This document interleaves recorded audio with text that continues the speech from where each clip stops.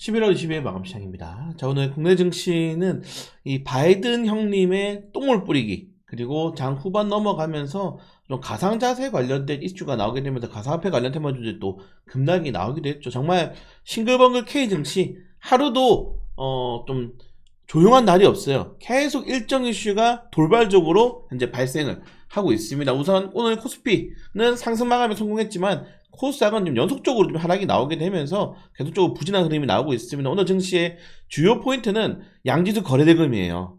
네, 오늘 거래대금이 7조 6천억 원, 코스닥은 7조 7천억 원.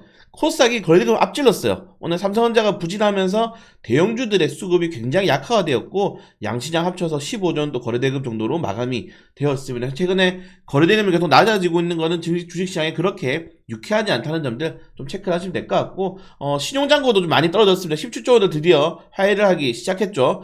최근에 지수가 좀 부진하면서 시장이 좀 많이 털려가고 있는 모습도 보여주고 있다. 여전히 외국인 투자들이란 매도 포지션이 쉽게 돌아서진 않네요. 제가 계속 강조드립니다. 내년이 넘어가서도 지금 외국인 투자들의 좀 매수세를 돌릴 만한 일정 이벤트가 없습니다. 결국 우리는 1월 20일 날 트럼프 대통령 취임 이후에 쏟아지는 트럼프 2기 정책들을 한 번 더 견뎌야 되기 때문에, 제가 어제 야간 방송에도 말씀드린 것처럼 소비재 관련 테마주로 약간 고개를 돌려보시는 것도 좀 나쁘지 않을 것 같아요. 그래서 좀 안전한 종목들 위주로 매매를 하기 위해서 지금은 좀 보수적으로 시장을 관망하고 있다라고 좀 말씀을 드리고 싶고, 자, 오늘 가상화폐, 가상자산 관련 테마주 이슈가 나왔는데 보시면은 민주당이 가상자세 유예 없이 5천만 원으로 뭐 상향을 하는 겁니다. 상향을 하게 되지만은 결국 과세를 매기는 것 자체에 이 투자자분들의 반감이 나오고 있는데, 저는 약간 아쉬운 점도 들어요. 아쉬운 점과 좀 개인적인 생각을 말씀드리자면은, 자, 우선 전 세계적으로 비트코인 이 가상자산의 이 시가총액이 전 세계 자산의 7위 순위에 엄청난 규모를 차지합니다. 그리고 우리나라가 조금 아쉬운 게 뭐냐면은 지금 가상자산으로 자산이 많이 쏠리고 있잖아요. 자, 그러면은 가상자산을 규제하는 게 아니고 지금 우리나라가 2018년도에 가상자산 거래대금이 전 세계에서 1위였습니다. 1위. 그러니까 비트코인 가상자산 하면은 우리나라였어.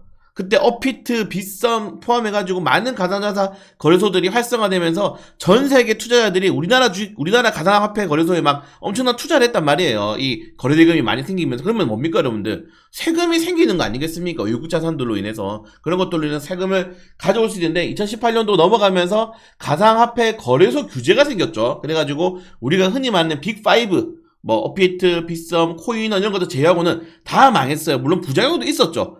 가짜 가상화폐 코인을 상장시켜가지고 상장 폐지를 한다거나 그런 부작용도 있긴 했지만은, 만약에 이때 우리가 이 업비트라든가 빗썸에 대해서 정부가 지원을 하고 규제를 하는 게 아니고 제도화를 해가지고 더 많은 가상화폐 자산들 우리나라에 투자할 수 있게 그런 제도를 좀 만들었다면 정말 황금알을 낳는 거위였는데, 그 거위배를 가르게 되니까 지금 전 세계적으로 1위는 바이낸스한테 뺏겼고, 우리나라도 뭐 아직도 5위 정도를 차지하고 있긴 하지만은 많이 떨어졌다 이 말이에요. 업비트랑 빗썸이 1위에서 지금 많이 떨어졌다는 거죠. 그래서 이게 아쉽다. 만약에 이번에도 규제하게 된다면은 우리나라 개인 투자자들이, 아직 해외는 가상자산에 대해서 규제가 없단 말입니다.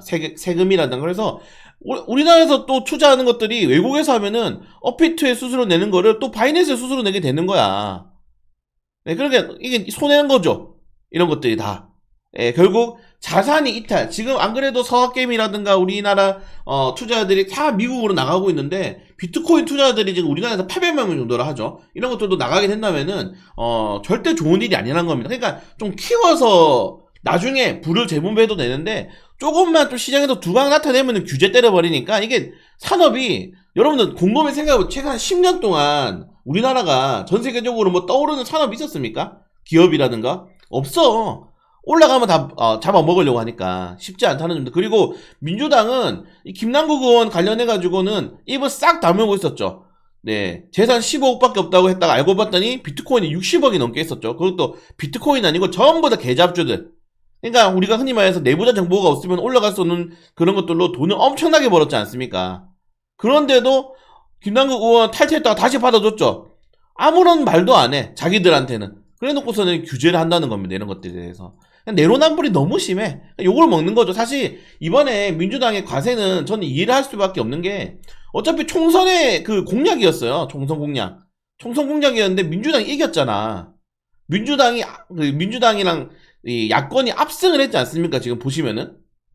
야권이 압승을 했기 때문에 그냥 정책하는 거는 이해해요. 제가 금투세도 받아들인다고 했어요. 왜냐면은 결국 금투세도 이번에 민주당 정책이었는데 민주당이 이겼으니까 이긴 정당에 투표를 행사한 사람들이 네 당연히 그거를 지지하는 의견들이겠죠. 그래서 저는 뭐 금투세를 한다 하더라도 받아들인다 생각했는데 이번에 또 가상자산 이거 진행한다니까 또 반대합니다. 아니 그럴 거면 투표를 하지 말던지 이상하지 않아요, 여러분들? 우리나라 그 주식 투자자분들이 한 1,500만 명, 가상화폐 투자들이 한 800만 명인데, 아니 그런데 왜 계속 선거만 하면은 규제를 하는 민주당이 이기냐고. 네, 아주 참 이상합니다. 네, 이상하고 좀 아쉽다. 자, 아무튼 이런 가상자산 과세 시행이 26일 정도에 또 가닥이 될 것 같으니까 좀 지켜볼 필요가 있을 것 같고, 그러니까 나중에 뭐라 하지 말고 처음부터 투표를 잘하면 이런 일이 없지 않습니까? 좀 아쉽다는 말들을 좀 하고 싶습니다.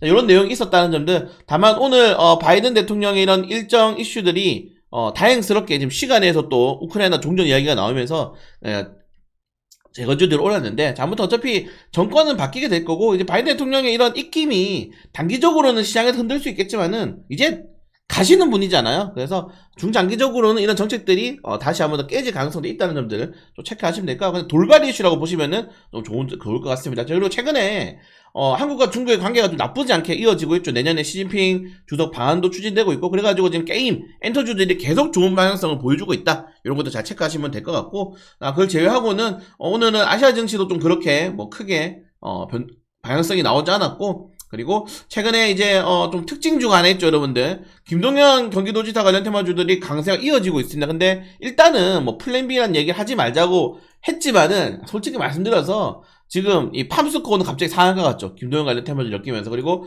SG 글로벌, 네, 지금 보시면 엄청나게 올랐어요. 2배 올랐어, 2배. 네, 그리고 네, PM풍도 더 많이 올랐죠. 그러니까 돈은 거짓말을 하지 않습니다. 이재명 대표의 이런 3월 리스크가 결국 시장을 좀 흔들 가능성이 크다는 점들 체크하시면 될 것 같고, 자, 그걸 제외하고는 뭐 큰 이슈는 오늘 나오지 않았다. 돌발 이슈가 나오게 되면서 지금 보시면은 외국인 투자들의 매매 포지션이 바뀌지가 않아요.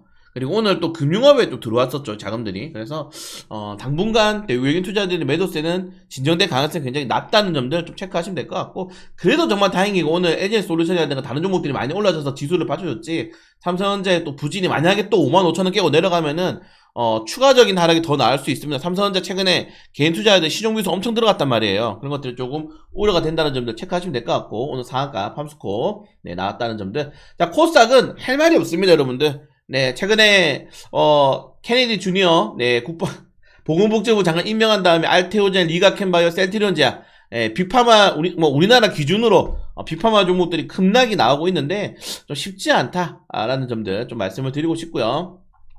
오늘 상한가가 굉장히 많이 나왔죠. 네, 상한가가 6개가 나왔습니다.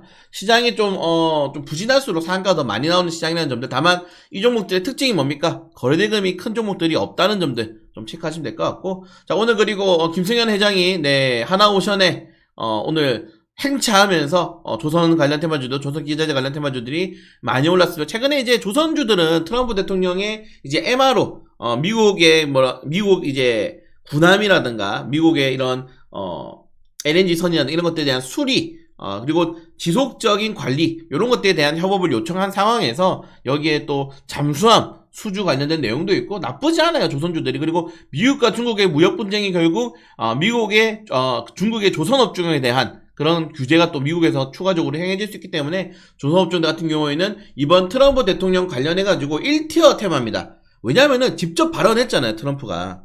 지금 관련된 정책주들은 뭡니까, 여러분들? 트럼프, 일론 머스크 관련 테마주라든가, 보건복지부 장관, 아니면 이제 에너지 장관, 이렇게 인사진 관련 테마주 오르는 건데, 직접 트럼프가 발언한 것들은 하나밖에 없습니다. 한국이랑 조선 관련해가지고 협업하자. 그러니까 조선업이 지금 무조건 1티어예요, 여러분들. 제일 많이 오르고 있고, 제일 변동성이 낮습니다, 오히려. 그래서 트럼프 관련 테마주의 대장은 조선주들이고, 저는 그 중에서도 BHI 1승을 가장 좋게 본다는 점들. 그리고 세진중공업 제가 브리핑에 들었는데 왜 모르시죠?